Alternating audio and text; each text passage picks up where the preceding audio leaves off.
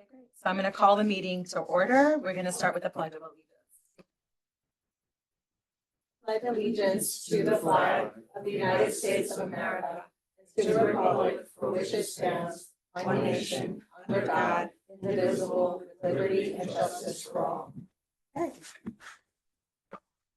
So our first order of business is the promotion to detective in the Irvington Police Department. So I'm going to make a motion. And make a motion to make a promotion to detective in the Irvington Police Department. Do I have a second? Second. Okay.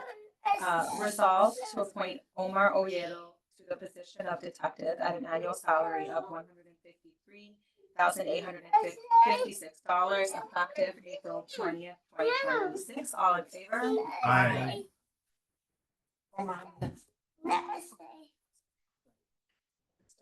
Okay. So raise your hand. You're just going to repeat after me.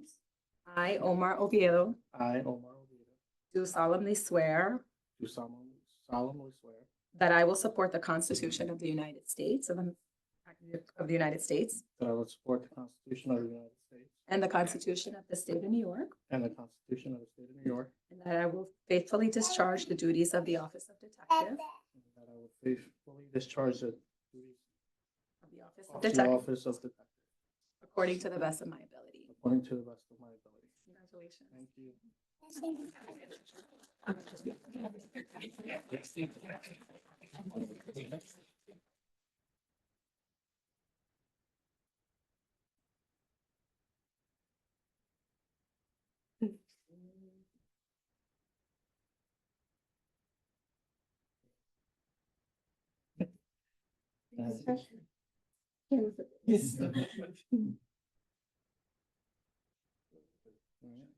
Thank you. One more picture. Sure. Thank you.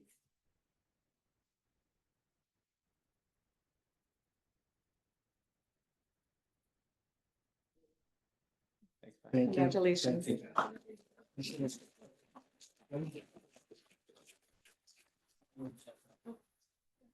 Thank you.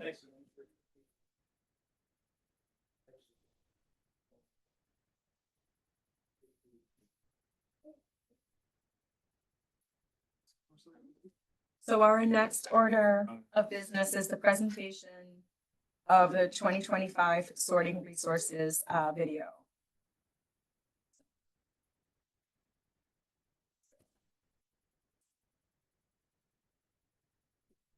Want to talk to us about the video before we play it? Hi, my name is Ava Bukai. This is Timothy Cairo, my legitimate, and Sophie Deeb. And we created a recycling and sorting resources video to educate the people in our school, students and teachers alike, on how to correctly dispose of like compost, recycles, and trash.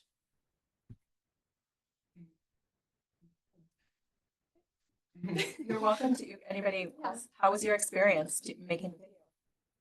It was honestly really fun. It was a nice way to like show our peers how sorting trash really like affects our environment and how it's truly really important that we need to pay more attention to it. What do you feel like you learned in the video? Making this video, what was? I think we all learned a lot about like obviously like sorting trash, but like the importance of it and like because I think like a lot of times, especially in our school, like it's a lot of just like oh like whatever goes in like one bin, like it just goes there. Like no one really it doesn't connect in most people's brains to like sort the trash at our school, and I think this video just like spread like the awareness of like the importance of like put this in that bin and that in that bin. So. And then do you think students are reacting well and sorting better with their garbage? Yeah, I think I've noticed some change with the students and also the teachers, and I know we have definitely been trying to also sort trash the right way. Anybody have any questions? Thank you guys for doing it and congratulations, because I know your video was selected as the winner, so that's pretty exciting. So we're gonna get to watch the video now. Did you have a comment? You? Trustee Bill, I saw your studies. Yeah, I just want to congratulate you guys for taking the time and energy to do that and the enthusiasm. This is the kind of thing that everybody needs to do, and two few of us are doing it often enough. Thank you so much. Thank you.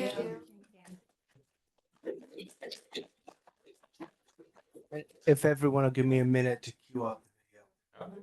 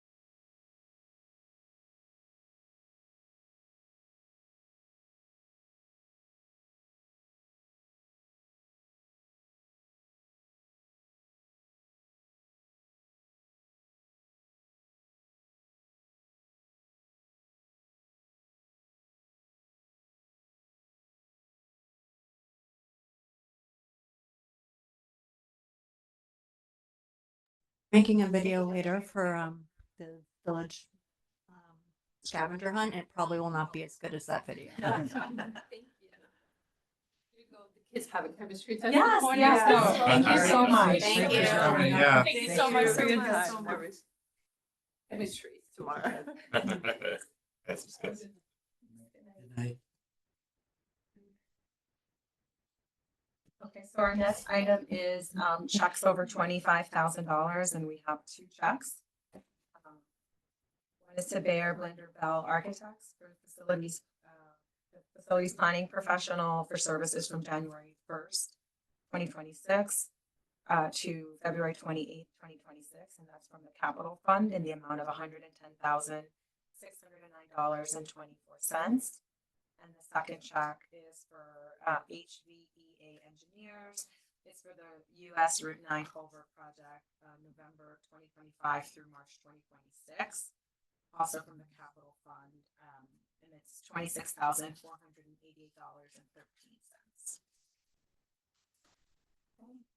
So we've received correspondence from Greater Irvington Land Trust, Irvington Architects and Preservationists, and from Dennis Rubich.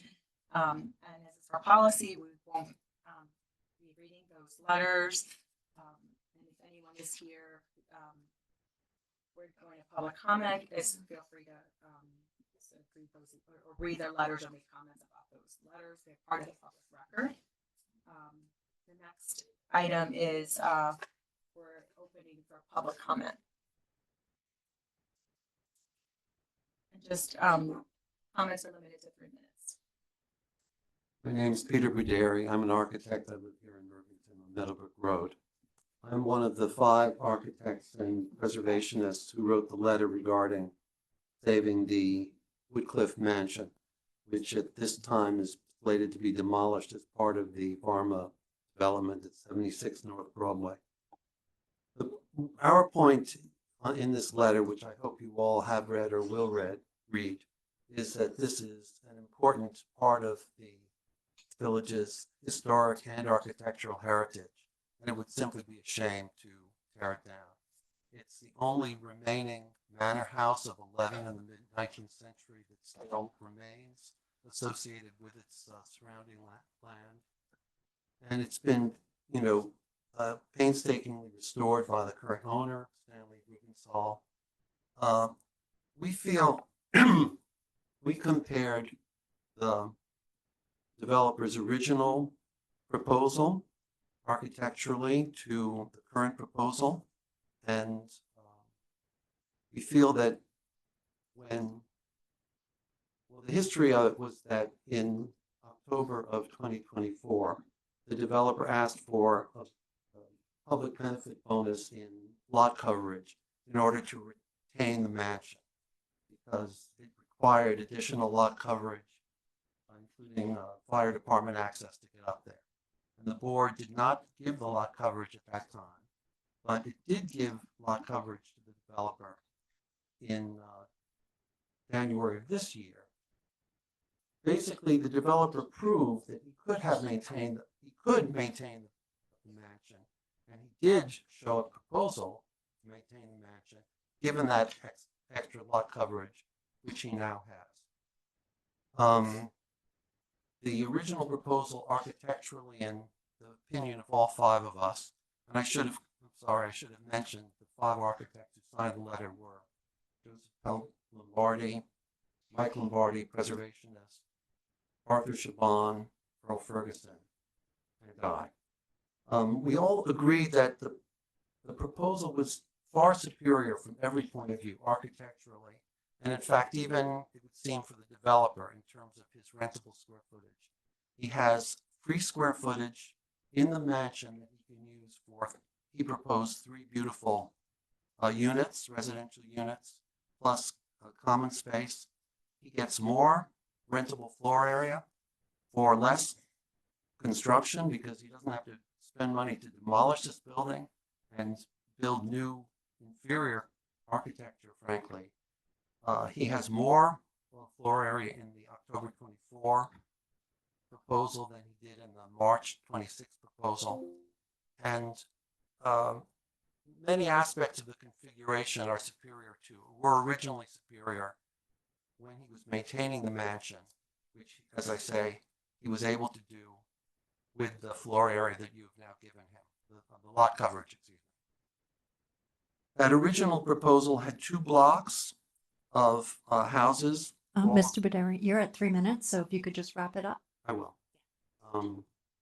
You were able to see the mansion between the 2, and the entrance, the garage entrance, was off to the side and very well placed. Now he is an L-shaped job. He is an L-shaped building. He has windows facing the rear into a cliff. The mansion, of course, is gone and will never be able to be returned. And the front and center on the site, as you look at it from across Broadway, where you used to be able to look up the hill and see part of the mansion, you just see a garage door. So we would urge you to consider making the retention of the mansion, in addition to the additional moderate income unit, a condition for the bonus, public benefit bonus floor area. Thank you very much. Thank you. Could I ask a question? Yes. So your position is that if they went back to the original configuration, and that configuration would include the extra units that they are getting from the bonus, Correct. and you believe that that could all fit within the footprint of the original plan. Well, they show it as having done so. Without the, but that didn't include the extra units. Well, they were not additional number of units. They were just, one was designated as moderate income, but it was 53 units before, and there's still 53 units. Okay. So keeping 50, so you're suggesting keeping the 53 units, and just going back to the original plan Yes. of keeping the mansion, and you're generally satisfied with the look and feel of that plan, although I know you're not agreeing with every single element of it, but in general, you feel that that would fit on the site as it is. It does, they showed it. And you also feel that the fire access problem that came up as a would be able to be dealt with? They showed it dealt with in the October 24 proposal. Okay. It did, yes. My understanding was that the fire access is what put them over the allowable coverage. Right, but they showed it to make a case for getting the additional lot coverage, which they now have, which you have now given them. So they showed a plan that used that additional lot coverage to provide the fire department access. Now they have that additional lot coverage, and they showed themselves that they can do it. Okay, well, I'm understanding that that's what you're saying. So has there been any attempt from your group to go to them directly and suggest that change? We haven't gone to the developer. We wrote a letter to the planning board, which Cesar Manfredi read in front of them at the last planning board meeting. Okay. The second question is, numerous times that building has been put up as a building that should be registered as a national, state, or Westchester, or Irvington historic landmark. And as I understand it, that has always been denied for some reason. Do you have any comment on why it is no one has considered in the past making that a landmark? Well, I'm not an expert on the village code. Earl Ferguson knows much more than I do about it. My understanding is that to be a village landmark, as of course did happen with the Octagon House that the Lombardis own and restored, the owner has to provide it. It has to present it, or at least has to consent to it. So that is one reason why it was not made a landmark, or would have been one reason. I don't know what the history of this process at all. And And that's still I the think you case. have- Well, yeah, I mean, it definitely, it definitely did not qualify, it's not eligible to be a state or federal historic structure. Do we have any answer for why? But what, the I county, understand the don't know. Irvington one, but what Right. about the state? The and federal? SHPO issue, State Historic Preservation Office, I read that it's because of the Timex addition, the one-story office building addition that was put in front of it, and they considered that an alteration that made it right, Not eligible. not eligible. Even though it was not connected, it was just on the same Right. property. So, I mean, to me, once it's gone, which it's definitely going to be gone, that the building itself would have all the qualifications. Now, I don't know how SHPO would come down on it, but that's Well, my it seems to understanding. me of if the they issue. stuck all that, if Pharma puts all of their stuff directly in front of it with the retaining walls that were designed in that first plan, Well, yeah, I think, it's not gonna put it on the top of the list of the National Historic Landmark. Am I correct in? well, I don't think those are clearly separate buildings on the lot. I don't think that would have the same effect. I think that this one was considered an addition, although, as you said, I don't believe that you can go from one to the other, and they're clearly separate in my mind. That's what I know. I have correspondence on it, on, which I'll send. I had no idea this was gonna come up tonight, but that why it's not eligible. And, I believe it was more than that, and I think it's a lot, it's changed a lot. The building's a lot different than if you look at the older pictures of it, the mansion. But anyway, so I do have correspondence that explains that from, I'm not sure who it was from the state or whatever, but I'll get it and I'll forward it to you. Thank you. All right, next. Um, Am I allowed to speak? I don't know if it was third on the list. I don't know if that matters. So it's all for this. I'm gonna keep sneezing like Allergies are uncontrollably. crazy. Hi. How are you guys? Hi. Mayor, trustees, how are you tonight? My name is Dennis Rubich. I'm the owner of 10 South Cotton Street, resident of Irvington for over 50 years. What I'm looking to do here is, I'm coming from the planning board and they're looking for me to get your approval to remove one parking space to create a curb cut to get 2 parking spaces off the street on site park. So I'd like to talk about that. I don't want to keep it under 3 minutes. I know you guys have a long agenda, but I had a presentation here, but I don't think it's necessary. I think if I did the study of the spaces on the street, they're all non-conforming in terms of their width. Their lengths vary, as I wrote in the letter. The new layout would take 5 spaces and make 4. Length would all be 20 feet. I actually adjusted them since the letter. They'll all be qualifying in terms of length for village code. The width is nothing I can do about it.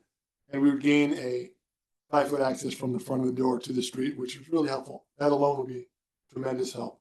And if we had the 2 cars off the street, that's also huge in terms of tenants, in terms of moving, in terms of people going on vacation and somewhere to stay. I'd love to hear. Why is the planning board not? Oh, I think we need to get I'm going to go back to the planning board. We're far from being approved. I'm open to discussion with them, but for that first point, I need to have the approval from you guys for the parking space removal. Public parking space. Can I just ask Marianne a technical question? I mean, that's not something we're deciding today. No, Yeah. we're not deciding tonight, but I guess he wants to find out whether the board might be disposed to letting them take away a public parking space in order to Get 2 off-street parking. Yes. So 1 for 2. And that would have to be approved by this board. Right. The planning board hasn't approved this project. It's not even to the point where the planning board said it's approved, but go ahead and but they said you're not going to be able to do it without getting the approval. So I guess he just wants to get a sense of what he's considering. Correct. Thank you. I live on North Cottonwood Street. Oh, great. And I walk my dog on South Cottonwood Street every day. And I will attest that the measurements that you're describing are very correct. There is no standard parking places up and down either North or South Cottonwood. And that's, well, one, they don't meet the standard width because the streets aren't that wide. But more importantly, the lengths are sort of erratically placed because of existing curb cuts. Correct. And some of them are marked as a single space and regularly 2 people park in it because it's not quite long enough for the legal 2 space to be marked. Is it for a Cybertruck? Right. And so as I see it, your request doesn't seem unreasonable based on the measurements that you calculate that are out there. And yet I haven't seen a complete plan. Sure. And what the widths are and suggest it's partially on the neighbor's property. Right. And all those sorts of things. And whether the neighbors have any objections. Well, he said he has. You said that, yeah. We go to the planning board with them and their letters. But, I think we would be open to it. My comment Yeah. is, I would suggest that we might be open. Thank you. I appreciate it. Yeah, thank you. Thanks for coming. Do I stay around for this or do I kind of? No, because we wouldn't be deciding Yeah, anything. that's what I'm saying. I mean, you My- can hang out. We like it on I'd you. love to see you guys. Yes. I didn't be here. I'll see you then. Thank you so much. Thank you. Thank you. Okay. We'll make your building a historic landmark. Well done. Okay, so then, any more public comment? Yeah, I was gonna say. Yeah. Public comment, Caesar? No, okay, It's like ready to go. anything? There's one hand up online. Okay, perfect. Sure. Thank you, Caesar. Mr. Ferguson, you may now speak. Hello, everyone. Good evening. Hello. thank you for listening to our comments.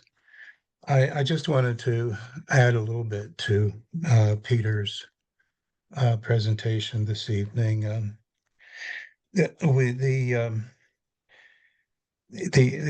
not going to go deeply into the incentives given to the developer for the bonuses or anything like that. I'm very poorly qualified to do that. But I did want to mention that we as a community, we don't have to be dependent on a state or national designation to determine what historic structures in our own neighborhood make significant contributions to the historic character of the village. I've been at this for all of my life here in Irvington, and have, I hope, made some important contributions relative to preservation of our cultural and historic resources. And I believe that if we came together as a village, including our elected officials, and we had more political support for protecting our local resources, we wouldn't really have to depend on state or national designation. There's been, as Marianne mentioned, there's been a lot of correspondences around this subject. And as you may recall, there's been a listing that was put together by the Historical Society Preservation Committee, and that preservation committee goes back some 50 years with different historical society boards overviewing and doing important research. To suggest that our local residents'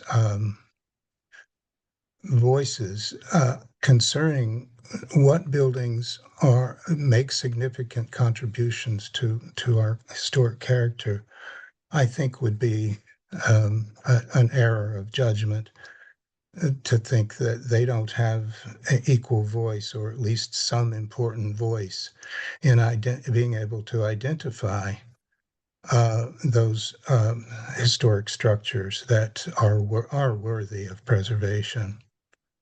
And so I just wanted to bring that up and to draw your attention. Marianne can help with this, to letters that have been sent to this board or the previous board listing eligible local landmarks. I don't want to conflate the definition of eligible landmarks relative to the code 144 about capital local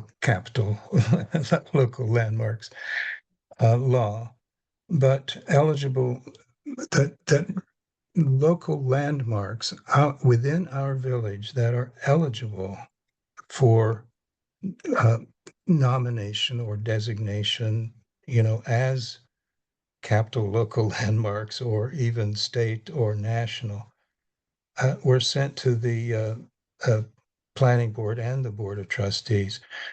Mr. All I'm Ferguson? arguing for is that there should be some determination of home rule about cultural resources and creating standards relative to the treatment of those.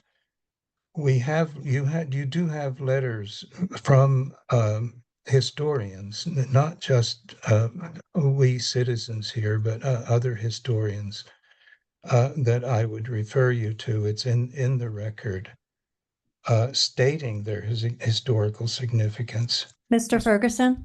Yeah, you're Yes. at 3 minutes, so if you could just wrap up your comments, that would be great. I do actually have one question that Thank maybe you. I do appreciate having a little bit more time here. Mr. Ferguson, if I can ask a Yes, sir. question, you get Yes, to the please. point of like Thank what you. very helpful for us. Yes. Would you be able to explain, because we've heard kind of different points on the changes that were made to the manor.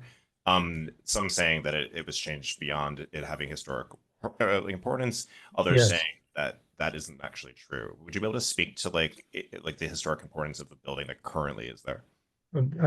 Kent, I'm assuming that you're referring to the SHPO agent who was down here who said it's not true. And is that what you're referring to? No, I think there were, I, Earl, Let- I think there were also some letters in the in the record of people who said that there were changes, significant changes to the mansion. And I think, Indeed. yeah, Okay, I can address that. Chelsea Towers is the SHPO agent who came down, and I've looked at the records of the results of her inspection, and I believe that she was referring to the one-story commercial brick structure that was added to the front of the building. That was to serve the commercial occupancy of that building, the Maxon group, I believe. And that she was referring to that aspect of it. And we can clarify this if we're given enough time to do so, but this is my interpretation, that she was referring to that structure as the thing that uh, kind of denigrated the historic integrity of the building. Earl, Yes, can I just also ask, because I think there were letters in the record that refer to how different the current house looks from the historical pictures. Yeah, I think that's partly what I yes, was thinking about. Like, I'm getting to that, if you would permit me. okay. So the Chelsea, all I'm saying is that the SHPO statement was more about that little brick structure in front of it. Now, to get to your question, the neoclassical addition that was done, I don't know, back in 1910 or 20, I don't have the date of it, but that was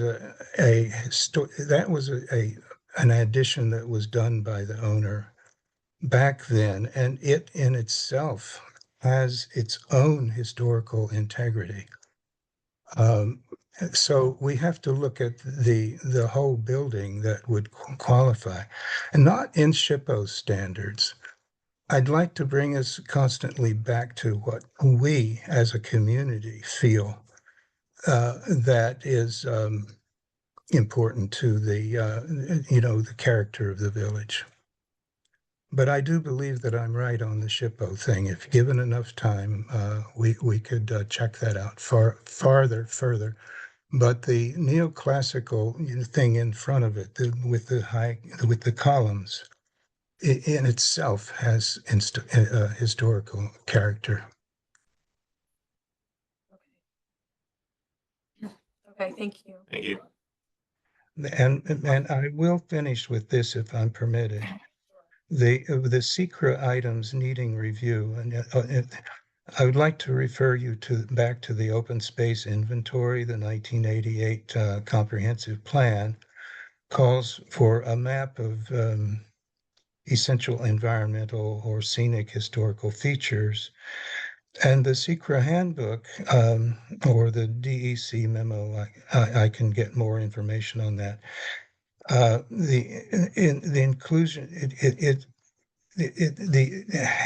calls for the inclusion on an open space inventory that makes sites that are designated as scenic resources that they must be specifically considered in aesthetic impact analysis. And Woodcliff is listed as number 61 on that, and that goes back a while. Woodcliff was listed by the Irvington Historical Society Preservation Committee 50 years ago as an important local landmark.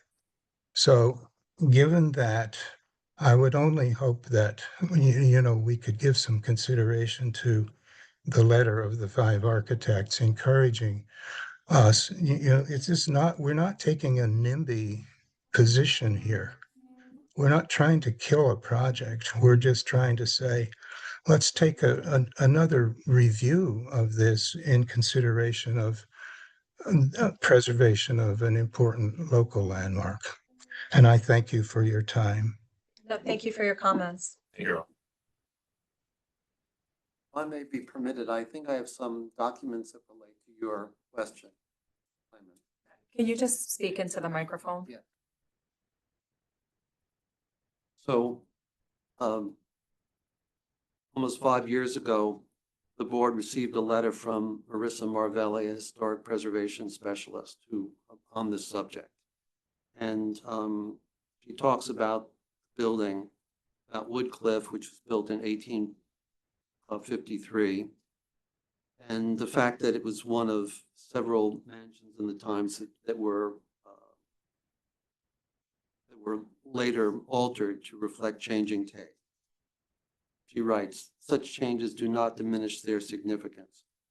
And I continue to quote, "The early 20th century colonial revival update to Woodcliff, with its imposing Ionic column portico, perhaps inspired by the earlier update to Nevis, is a very deliberate architectural statement meant to convey grandeur and frame the view west. The long lawn descending to North Broadway, a public thoroughfare, heightens the effect. As with most manors, the house and grounds work in concert with one another and are equal in hierarchy. Disconnect these two elements and the integrity of the site is lost. Low-rise office building addition was carefully scaled to be deferential to the house and therefore does not destroy the symbiosis. Woodcliff is the last remaining estate visible on the east side of Broadway. Of the approximately 11 manor houses depicted on the Beers map of 1868, only 2 survive today in Irvington. Only Woodcliff still retains its integrity in a manor, and is therefore a valuable contributor to Irvington's distinctive sense of place." Thank you. Is there any other public comment? There are no more hands up online. So we're going to move to the consent agenda. Any questions on the consent agenda? No? Okay, so I'm going to make a motion to accept the consent agenda, to approve the consent agenda. Do you have a second? Second. All in favor? Aye. So we are continuing the public hearing on the 26-27 operating budget. All of the documents were made available online. So do we have, I guess, any public comments that we're soliciting? There are no hands up online. Any questions, comments on the board? Okay, so we will move to close. So I'm going to make a motion to close the public hearing on the 26-27 operating budget. Do I have a second? Second. All in favor? Aye. Okay. Now, our next item is okay. I'm going to make a motion to adopt the 26-27 village operating budget. Do I have a second? Second. Whereas a public hearing was duly advertised, opened on April 6, 2026, continued to April 20th and closed. And whereas the tax rate for the 2026-27 year shall be set at $7.2806 per $1,000 of assessed value. Now therefore it be resolved to adopt the 2026-27 village operating budget with the following modifications from the filed tentative budget. Description, water meter sales, line 8.8.21.40, the amount is negative $62,000. And the New York City excess charges, 8.8320.476, also negative $62,000. Further resolved that the water rates shall be increased by 2% and the sewer rates by 4% for billings after May 31st, 2026 as follows. So inside the village, CCF is cubic, Hundreds of cubic feet. yeah, water up to 100. The rates are 9.47. The rate type is first tier. Over 100, water is excess and it's 23.76. The sewer up to 100 is 0.72, first tier rate type. Sewer over 100, $1.89 is considered excess. That's inside the village. Outside the village, water up to 100. It's 100 CCFs, right? Yeah. It's $15.71, considered first tier. Water up to 100, over 100 is 39.37. That's considered excess. The sewer up to 100 is $1.20 first tier, and over 100 is $2.96, considered excess. All in favor? Aye. Do you want to tell us about the next item, which is the village attorney retainer? Sure.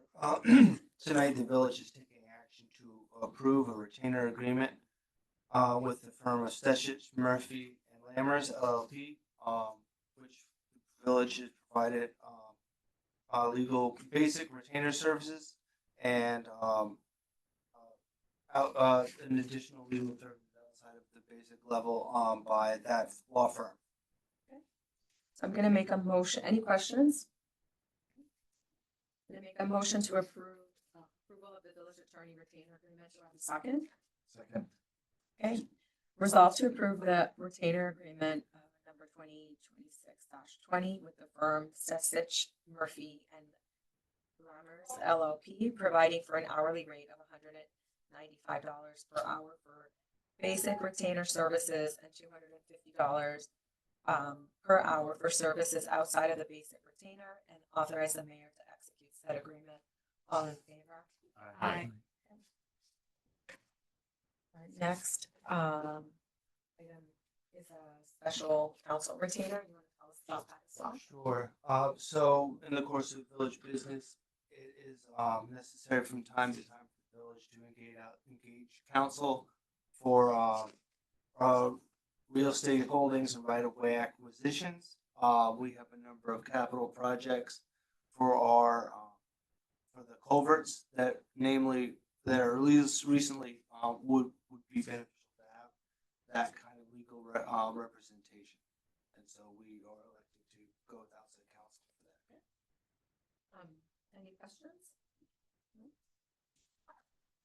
Okay. I'm going to make a motion for the approval of special counsel retainer for land use and village-wide eminent domain and right-of-way services. Do I have a second? Second. Resolved that the village administrator is hereby authorized to enter into an agreement with Murtaugh, Tosu, Vendetti, and Castro Blanco LLP as special counsel for land use and village-wide eminent domain and right-of-way services, including right-of-way acquisition via eminent domain, or negotiation involving Downing Wood Condo, 100 South Broadway LLC, and the state of New York Route 9 culvert replacement project with HVEA engineers, and be it further resolved that the costs associated with this work shall be financed from 6.5010 .469.477. All in favor? Aye. Okay, our next item is volunteer appointments to the Planning Board and Theater Commission. I'm going to make a motion to accept the volunteer, to approve the volunteer appointments. Do I have a second? Second. Resolve to appoint the following village board volunteer committee members to the Planning Board as a second alternate, Lauren Stone, with a term to expire December 2027. And Theater Commission member Tom Heller through 2029. All in favor? Aye.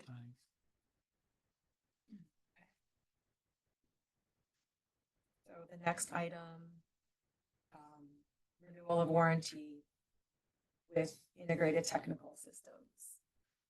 Integrated Technical Systems provides the software behind our pay stations.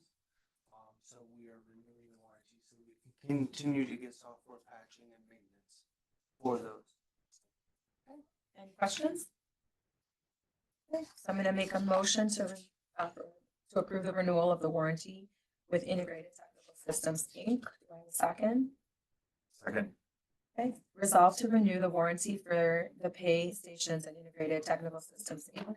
for hardware, software for specific parts and manufacturer's software pertaining to covered equipment from June 29, 2026 through June 28, 2027 in the amount of $1,130 and authorize the village administrator to execute said agreement. All in favor?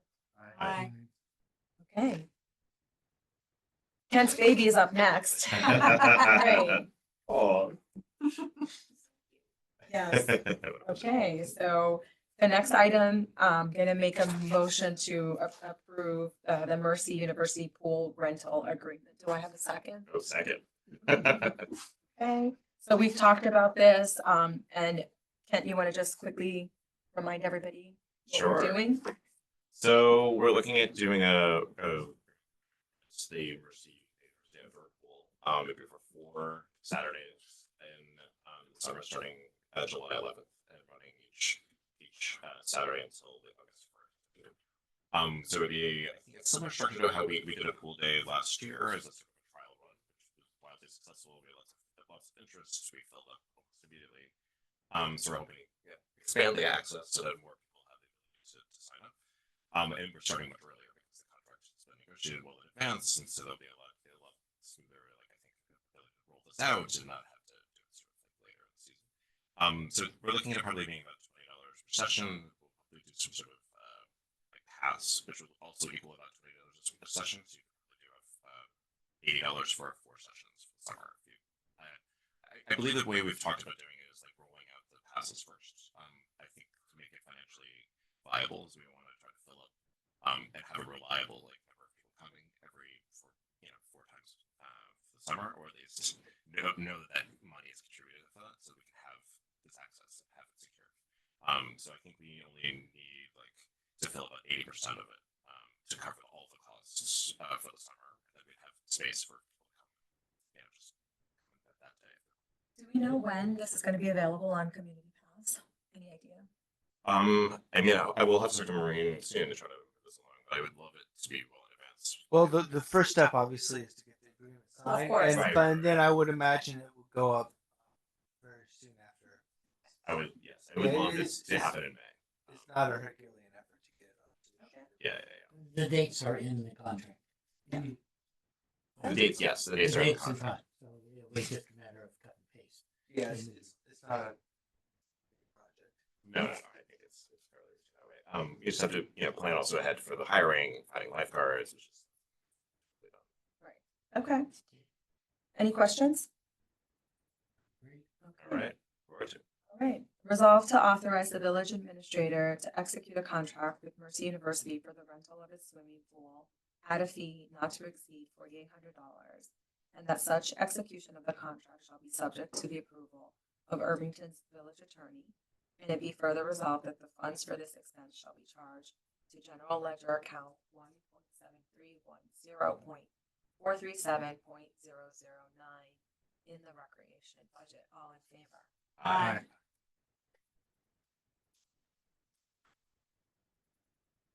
Okay, so the next item is the approval of an agreement with Edward S. Hansen Lighting Design.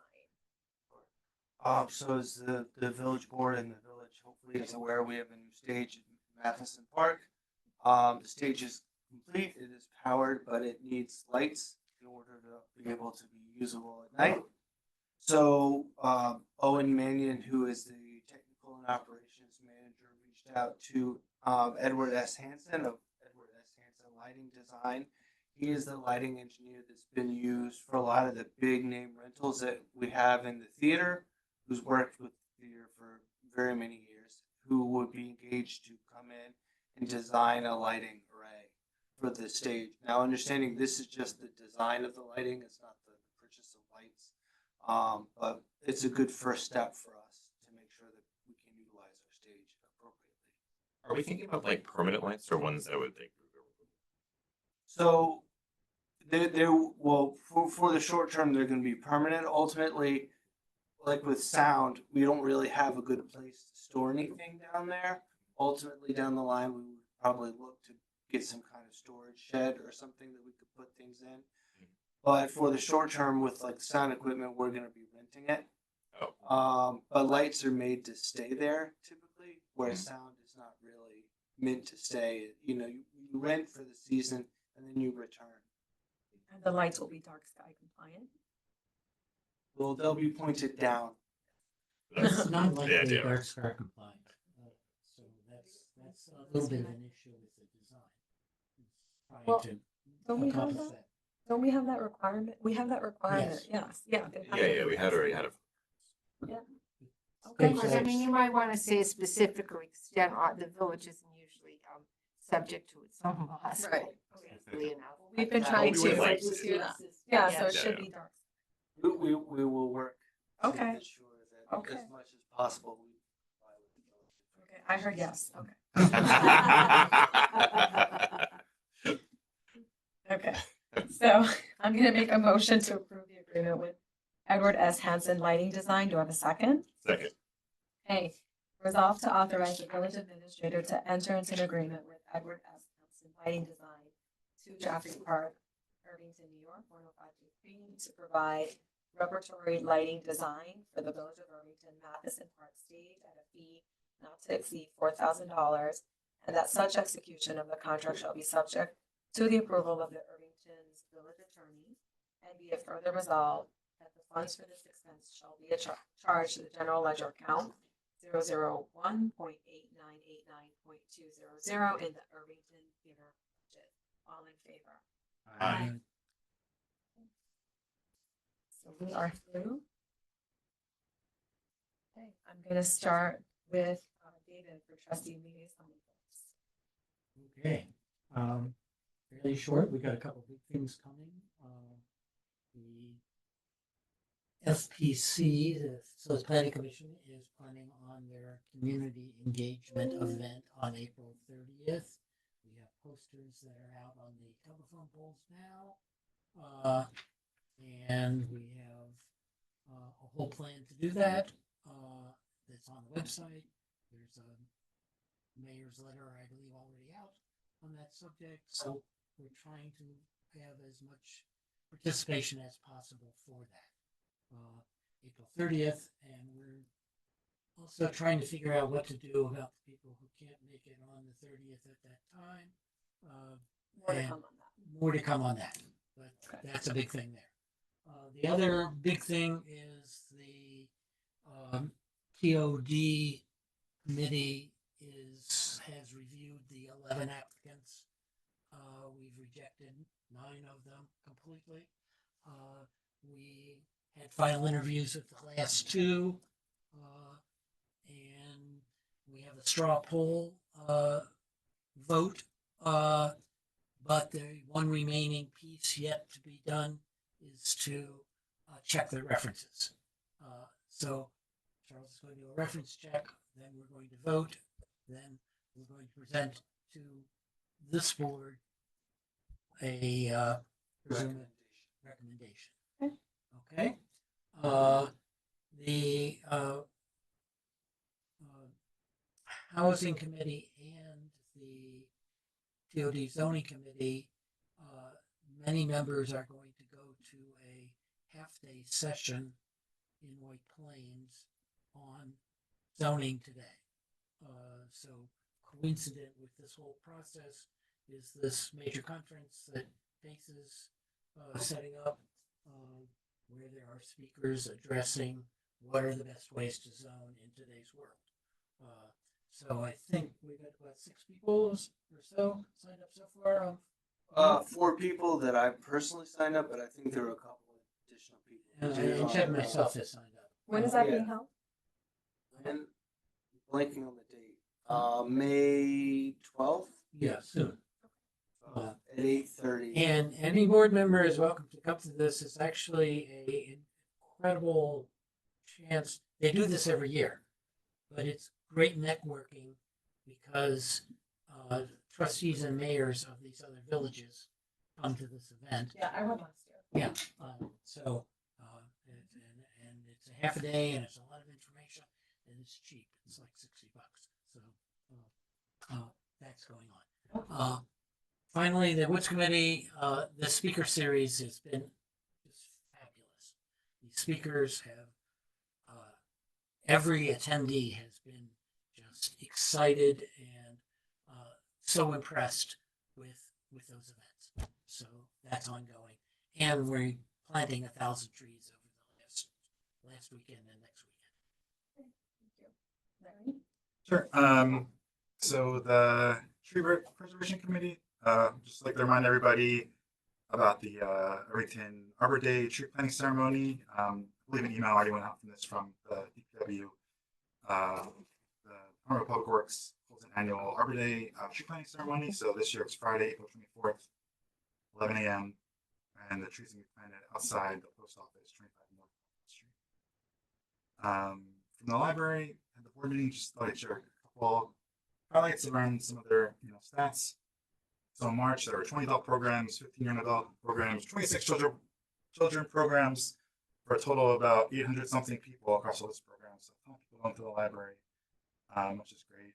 I know the kids' chess club is just on fire. Those kids are going crazy, which is great to see. The total circulation for the library has been reached, this I think in March reached like pre-pandemic levels. So it's kind of the highest it's been, but even though there's kind of been a falling trend of physical book circulation, but the electronic borrowing has been increasing to kind of catch up and outpace that. So that's great. And just a quick reminder, I know I said this last time, but the Friends of the Irvington Library Spring Book Sale will take place the first week in May, Thursday, Friday, Saturday that week. And you can donate books, gently used books, through May 1st. That's it. Josie? So updates from DPW, multiple road, asphalt, streetlight repairs, as well as spring cleanup in Cyrus Field Road area. And of note, the salt spreaders have been removed, so I'm gonna just knock on wood and hopefully that means no more snow is coming our way. Yeah, exactly. Yeah, so that's for DPW. And then for the green team, it's Earth Month, as we're all aware. The Board of Trustees has formed a scavenger hunt team, currently in 14th place. I'm encouraging everyone to get involved in the scavenger hunt. It's been a lot of fun. I think you didn't sell it. We were like in 54th place. Yeah, we were in and now we're 54th place. In 2 and days, then we're in 14th we place. spent a lot of time this weekend going to different, it's a really fun way to get involved. I visited a bike shop that I'd never been to this weekend. I got some points, but also fixed my bike. So I would encourage everyone to play along, and we're not only playing for our team, for pride for our team, but we're also playing for the village of Irvington, because Irvington was in 4th place as of the last update out of 4 villages, which is unacceptable to me. So I'm encouraging everyone to check that out.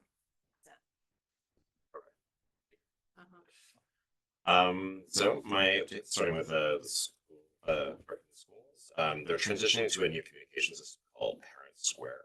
It's a new thing. Check your email. It's they're going to be phasing out some of the older email communications. I actually made me want to sign up and try it out, and it's much more targeted towards the school that your child is in, so you don't get updates about at school when your child's in Tasman. So it seems like it could be a huge thing. So I do encourage folks to check your emails. We received probably repeated requests to sign up. You will want to. I believe they're editing some of their communications at the end of this month. Teacher Appreciation Month is coming up, and the TSA is celebrating May 4th and the 8th. They're collecting money for luncheon for the teachers. The Bulldog Family Fund is collecting funds for their summer camp fundraiser. And the PTSA seems to be having a competing book sale May 12th, 16th. So I don't know who's getting all those books. Hopefully they're supporting all of it. Historic Society is also actually working with the urban schools. They have a Civil War speaker who actually just spoke. Yes, on April 19th. So they were researching your Civil War ancestor, which was done by a local Irvington teacher, Chris Berry. Let's see. And then the Traffic and Calming Committee had a meeting recently. Informally, they were talking. It happened right after the meeting. There was an accident on Washington, which some of you may have seen. So there's a lot of concern about the flow of traffic coming through, coming from down Washington from the south. So I think they're hoping that it has some sort of. So I think they'll probably present to us. It also continued their conversations around South Broadway, some of the things that has come up before, and they continued their conversations around looking at how to work with the plans of the state to try to find ways to calm traffic, allow for pedestrian crossing, and so they're continuing that conversation.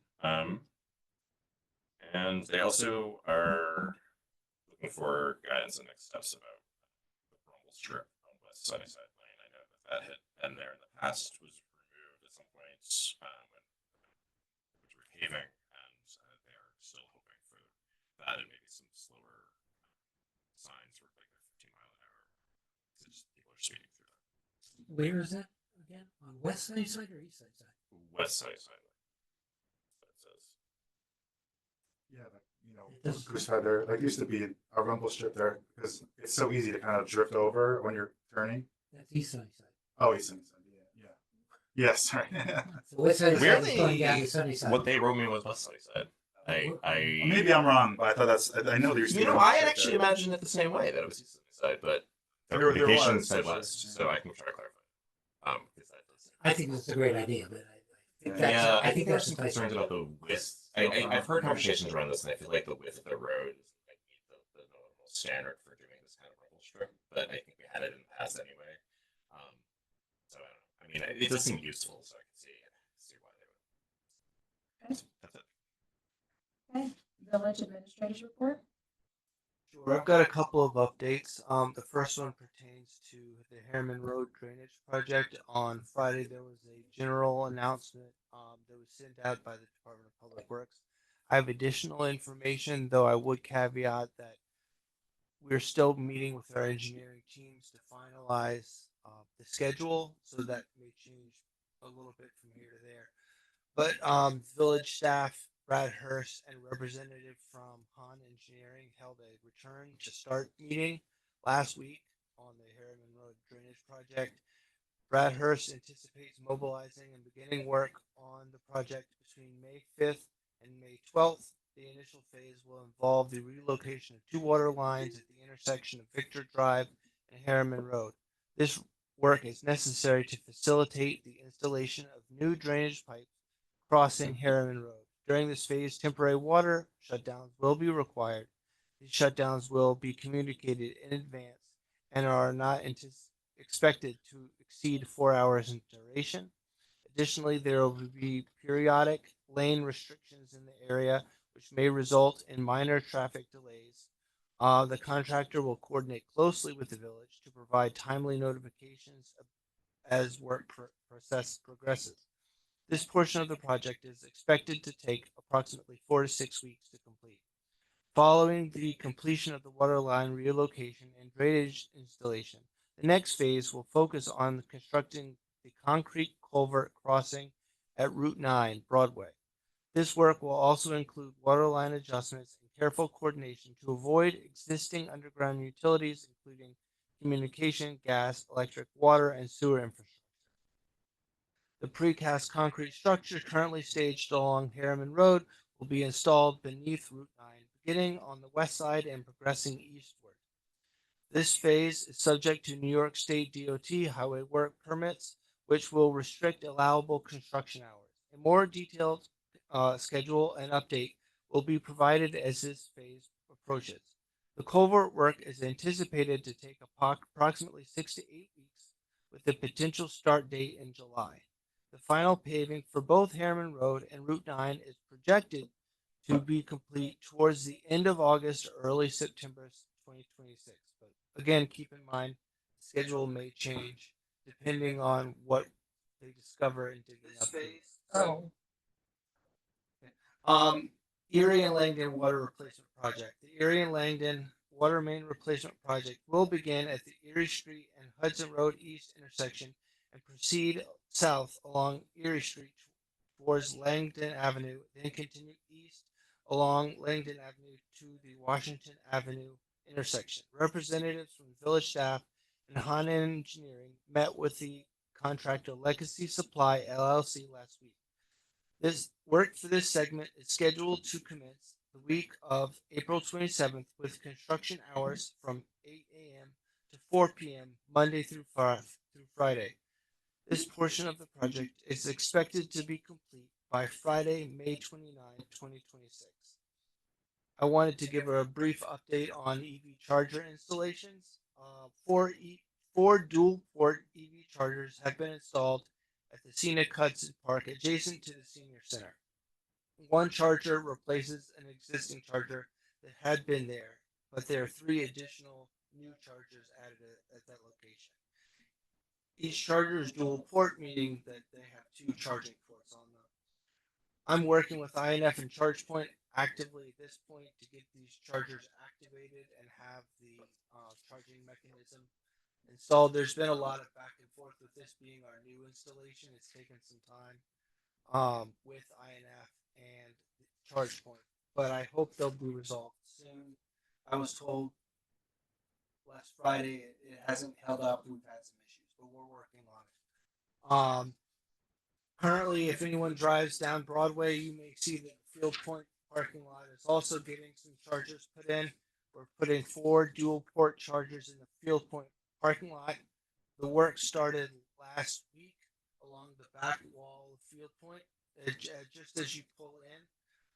The installation is projected to be complete by the conclusion of this week, and then we'll be working to activate those devices to enable people to use them. Next up will be East Sunnyside Road, Irvington Library parking lot, and Half Moon North. I wanted to make a correction to the last board meeting on the 6th. We discussed the agreement with Tiagen Venegas for the firehouse installation. The scope of work has been refined somewhat.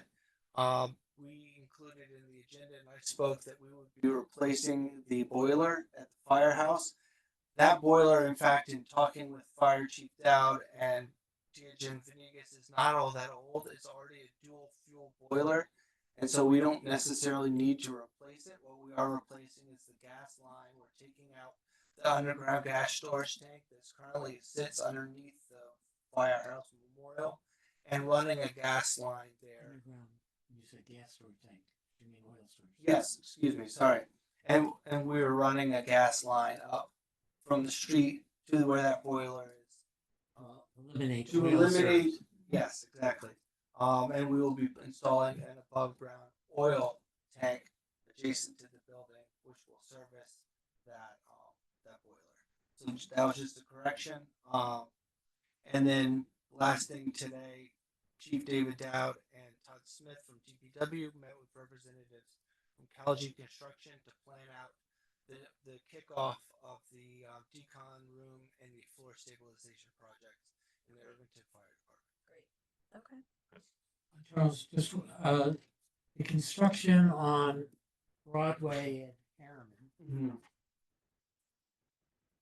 will that be daytime or nighttime or both? Daytime. They will not be doing nighttime work. Not that I'm aware of. it doesn't sound from what you said. You said there were restricted time restrictions. Yeah, New York. That's for the crossing the Broadway portion of it. You know, well, that's what I mean.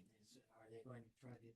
I mean, they frequently want to do nighttime work, like they did all the Terrytown work at night. I can inquire, it didn't come up, but it's a good clarification point that I'll make sure to ask. Yeah, and I think it would be a good idea. I think that's information on those two projects to send out a mayor's letter so that people, because it's a lot of information. Yeah, the Victor Road is inconvenient, but Mhm. reasonable. The one on Broadway and Harriman, That's gonna be very, oh my God, during rush hours, that's gonna be crazy. For 6 or 8 weeks. So, village clerk treasurer's report? So I just have an update regarding some of the open questions from the last work session regarding the fire truck. I spoke to bond council. So if we wanted to increase the borrowing amount for the fire truck, we would just have to do a amended bond resolution that he would draft up for us. The bond resolutions are good for 10 years. So we wouldn't have to actually borrow the funds until it's needed. But that would just be the way to approach that if we wanted to increase the borrowing amount. The bond, the resolution for $1 million was from when? That was summer of last year. Okay, so and we're in that window, so even if we increase it, we're still 10 years and Yes. we're fine. Yeah. Okay. So when would we do that? The next meeting? So I mean, we usually do the whole set of the bond resolutions at the end of the capital budget. Okay. So I mean, we could either, do that one separate. I don't really see a need to. We could kind of do them all together once we do the capital budget approval. I don't think it would hold up if we wanted to move forward with the fire truck. I mean, we have the resolution for the $1 million. And the As long funds as- wouldn't be due. So you're saying we can make the contract with the fire truck without passing this new extra resolution? Right. I mean, the only risk, which is highly unlikely, is if we did the bond resolution for the additional amount and then, there's a petition against it and then it went to referendum. Then it could always be funded with a balance. Okay. So are we approved to authorize the contract for the not fire? yet. We just had a work session discussion on it. When do we do that then? We would vote at the next board meeting for it. Okay. Okay. Great. And this, do you have a preference in terms of funding it via fund balance or through debt? I mean, since we already approved the $1 million through debt and it's a fairly large project, I would probably say, just borrow for the whole amount, and then fund balance could be used for, other either short-term projects, smaller, Perhaps like or a change. facilities. Right. What's our fund balance, do we? So as of last year, and then we used about 2 million of it towards capital projects this year. Our unassigned was about 7.1 million.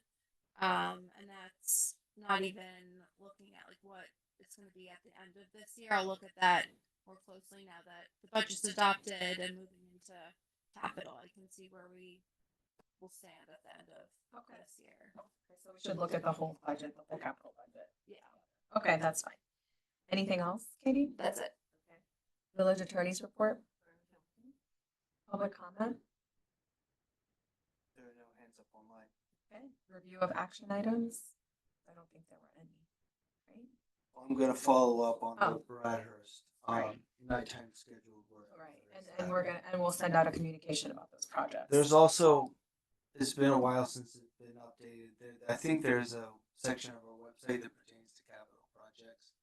And I believe there is one for this one. If not, I can create it and just try to make that as like a landing page. Anything that's gonna interfere with movement around, I think, is probably people don't go looking for it on the website, so we'll probably have to send that out. Well, I mean, that's a bare minimum. Right, okay. I'm very worried about what they're gonna find when they dig up Broadway. Let's not. Yes. No. No, let's not put that out there. Okay. I They're don't gonna know make, how many change orders we did the last time. Exactly. I'd rather not think about that. Okay, I'm gonna make a motion to adjourn. Right. All in favor? Aye. Oh, second, yes, make a motion. Yes, do I have a second? Second. All in favor? Aye. Just got ahead of myself. Trouble. Okay, thank you. Thank you, thank you. Thanks. Don't go anywhere. Filming a video. We also have a Oh, Council, yeah. Council. Where's you and the vice?